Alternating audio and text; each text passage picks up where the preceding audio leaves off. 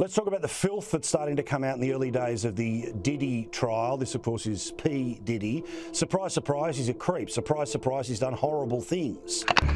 Well, the things that I experienced with him were monster-like. That stuff almost destroyed my life. The air in the courtroom was electric, charged with the kind of tension that only comes when lives, legacies, and empires are on the line. Sean Diddy Combs, the once untouchable music mogul, sat stone-faced as a federal judge rejected his latest mistrial request. This decision marked a turning point in one of the most shocking trials of the decade, a trial that had already pulled back the curtain on allegations of trafficking, coercion, and a sprawling network of abuse. But what truly set the room alight wasn't just the charges against Diddy. It was the unexpected and explosive addition of a name no one saw coming, Oprah Winfrey. Dishonest, violent, horrible. A promiscuous swinger who lied to and cheated on multiple partners. Incredibly, that's how Sean Diddy Combs' own lawyers described the billionaire music mogul, currently facing serious trafficking charges in a New York court. For decades, Oprah represented the pinnacle of American success. Her story, rising from poverty to become one of the most influential media figures in history, was the very definition of empowerment. She built an empire on trust, healing, and emotional connection.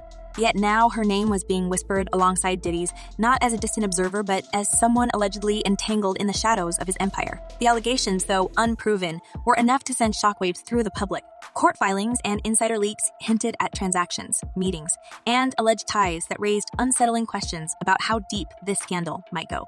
Unfortunately, we're all going to take a disgusting trip to his seedy, awful world. You know, the man has no class. He has no kindness in his dark, dark heart. And he's depraved. That's my opinion. This is a depraved, disgusting individual about whom I wish to hear nothing after this trial is done. The revelations began when prosecutors introduced financial records that appeared to link Oprah's charitable foundation to a string of shell companies tied to Diddy's business ventures. These companies, according to investigators, were allegedly used to fund his infamous freak-off parties, events described in testimony as elaborate, secretive gatherings where exploitation was not only present but orchestrated. Witnesses claimed the parties often included coercion and illicit activities involving young women, some of whom were reportedly unable to leave without Diddy's explicit approval. The idea that Oprah, a figure synonymous with moral authority, could even tangentially be connected to these activities was unthinkable. Yet the documents, while circumstantial, painted a troubling picture. They were referred to me as Wild King Nights. And what a Wild King Night was when him and a guest would go to a hotel room or be at his home, his bedroom, and they would have intimate gatherings. I would have to go and prep that hotel room, which consisted of baby oil, Astroglide. Adding to the intrigue were rumors of secret meetings between Oprah and Diddy during pivotal moments in their careers. Anonymous sources within the entertainment industry alleged that these meetings were more than just casual business dealings. There were whispers of mutual favors, financial support, and a shared interest in maintaining their public images while navigating controversies behind the scenes. One unnamed insider described Oprah as a silent force. In Hollywood, someone who could make or break careers with a single phone call. This characterization, once a compliment, now felt like an ominous warning, especially when viewed through the lens of Diddy's trial. The prosecution's case against Diddy had already drawn attention for its scope and depth. Testimony from alleged victims painted a harrowing picture of life within his inner circle. Several women described being coerced into attending his private gatherings, only to find themselves trapped in situations where refusal wasn't an option. One particularly damning account came from a former employee who testified that she was tasked with managing the logistics of these events, including arranging transportation for women, many of whom were reportedly underage or vulnerable. The employee's testimony also included details about the use of blacklists, which tracked women who were no longer compliant with Diddy's demands. Have y'all spoke after this? I'm gonna be honest with you. I didn't have anything against Oprah. You just called up. I'm gonna tell you why. You named your dog Oprah, didn't? What made Oprah's alleged involvement even more disturbing were the connections drawn to her previous controversies. Her close relationship with Harvey Weinstein, for instance, had already been a source of criticism. Weinstein, now serving a prison sentence for multiple crimes, was once a frequent collaborator and guest on Oprah's platforms. Seal, the musician, famously accused Oprah of knowing about Weinstein's predatory behavior for years, but choosing to remain silent. That silence, critics now argued, had become a pattern. Oprah's refusal to comment on the allegations linking her to Diddy only fueled the fire. Social media erupted with speculation, with hashtags like Oprah exposed dominating trending lists. The question is he a criminal? Is he basically akin to a mob boss running several criminal enterprises? And while it's very clear to me he is a depraved, disgusting person, we have to prove that he violated the law. The courtroom drama was only part of the story. Behind the scenes, investigators were reportedly examining communications between Oprah's team and Diddy's representatives. Emails leaked to the media hinted at a coordinated effort to downplay their association. One email, dated years before the trial, allegedly discussed a mutual strategy to address mounting rumors about Diddy's behavior. While the email didn't implicate Oprah directly, it raised questions about what she knew and when she knew it. Legal analysts speculated that these communications, if authenticated, could open the door to further investigations into Oprah's role, or lack thereof, in enabling Diddy's alleged crimes. I'm just tired of working so hard, being gracious at what I do. Meanwhile, the public's perception of Oprah began to shift. Critics dredged up old grievances, including her highly publicized feud with Monique, who had accused Oprah of blackballing her in Hollywood. The resurfacing of these stories created a narrative of a woman who, despite her public persona, had always wielded her power with ruthless efficiency. Conspiracy theories flourished online, with some suggesting that Oprah's philanthropic ventures were a front for more sinister activities. Though most of these claims lacked evidence, the sheer volume of speculation was enough to tarnish her image. Prosecutors, aware of the high stakes, wasted no time leveraging Oprah's name in their case against Diddy. They argued that her association, no matter how indirect, demonstrated the far-reaching influence of his network. Defense attorneys pushed back, calling the allegations desperate and defamatory, but the damage was already done. The courtroom, once focused solely on Diddy's actions, had become a battleground for something much larger, a reckoning with the systems of power and privilege that allowed such behavior to flourish unchecked. Of coming forward, they've been afraid of what he could potentially do to them within the industry, what he could do to them professionally, maybe even personally. And so yes, it's been a dark secret they've held on to for a very, very long time. As news outlets scrambled to cover the unfolding drama, one thing became clear. This wasn't just about Diddy anymore. The trial had become a referendum on the culture of complicity in Hollywood, a culture where power often shielded the powerful from accountability. Oprah, who had spent a lifetime building her brand on the promise of truth and healing, now found herself at the center of a maelstrom that threatened to unravel it all.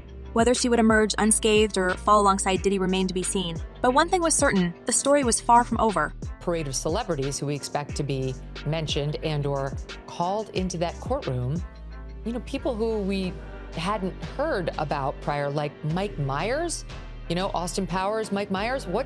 Why is he getting called? Why is he on the witness list? That'll be fascinating. And then, of course, there are the no-name, quote unquote, women who are going to have to find every ounce of courage they have to sit. The courtroom revelations involving Oprah Winfrey and Sean Diddy Combs were shocking enough, but as the trial unfolded, the focus shifted from the immediate allegations to a deeper, more disturbing narrative. Beneath the surface of public glamour and industry accolades, Oprah's rise to power was being dissected with surgical precision. What emerged was a story of contradictions and controversies that called into question her carefully curated legacy as a media icon and champion of justice. Tell her. I would say, Oprah Winfrey, you know what you need to do, and stop hiding behind what you call was negative comments. For years, Oprah's name had been synonymous with empowerment, particularly for women and marginalized communities. But as prosecutors and investigative journalists dug deeper into her past, a pattern of troubling alliances and betrayals began to take shape. Central to this was her alleged role as a gatekeeper in Hollywood, a figure who decided not only who gained entry into the industry's upper echelons, but also who was pushed out. Critics pointed to a number of high-profile examples. Monique, the Academy Award-winning actress, had long accused Oprah of sabotaging her career after she declined to participate in promotional tours for the film Precious. Monique publicly alleged that Oprah, along with Tyler Perry and Lee Daniels, orchestrated a smear campaign that left her blacklisted. While Oprah had denied these claims, the resurfacing of Monique's accusations during Diddy's trial painted a picture of a woman who wielded her influence with an iron grip. The allegations didn't stop there. Tara G.P. Henson, another acclaimed actress, had hinted in interviews about being underpaid for her work in Hollywood, specifically citing disparities that disproportionately affected Black women. Though she never directly implicated Oprah, insiders suggested that Oprah's silence on the issue was deafening, especially given her platform and influence. Critics argued that Oprah's selective advocacy, championing certain causes while ignoring others, was indicative of a broader strategy to maintain her own position of power. Was this silence a calculated move to stay in the good graces of Hollywood's elite, or was it simply an oversight? The questions loomed large, and the answers remained elusive. Tonight, Taraji P. Henson's brutally honest and emotional explanation of Hollywood's pay disparity is going viral. Adding to the controversy were Oprah's well-documented relationships with figures like Harvey Weinstein and Michael Jackson. While Oprah had publicly condemned Weinstein after allegations against him became undeniable, many questioned why she had aligned herself with him for so long.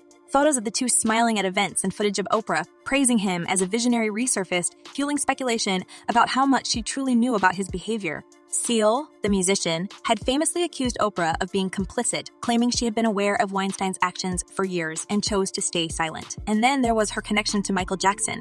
In 2019, Oprah hosted a special discussing the controversial documentary Leaving Neverland, which detailed allegations against the late pop star. Critics argued that Oprah's involvement in the documentary was less about justice and more about distancing herself from someone whose reputation had become a liability. But the most intriguing connection to emerge during the trial was Oprah's alleged ties to João Teixeira de Ferreira de Feira, better known as John of God.